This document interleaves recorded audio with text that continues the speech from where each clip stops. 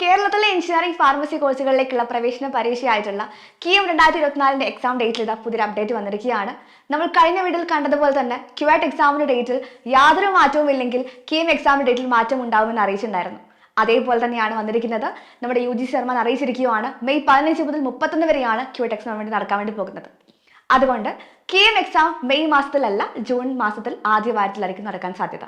May 5-ാം തീയതി NEET UG exam ഉള്ളത് കൊണ്ടും മെയ് 10 മുതൽ 12 വരെ തീയതികളിൽ കുസാറ്റ് എൻട്രൻസ് എക്സാം ആയിട്ടുള്ള കാറ്റ് എക്സാം ഉള്ളത് കൊണ്ടും ബാക്കി ദിവസങ്ങളിൽ മെയ് 15 മുതൽ 31 വരെ നമ്മുടെ ക്യുവാറ്റ് എക്സാം ഉള്ളത് കൊണ്ടും മെയ് മാസത്തിൽ മറ്റൊരു എക്സാം നടത്താൻ സാഹചര്യമില്ലാത്തത് കൊണ്ടാണ് ജൂൺ ആദ്യവാരത്തിലേക്ക് എക്സാം കണ്ടക്ട് ചെയ്യാൻ തീരുമാനിച്ചിരിക്കുന്നത്.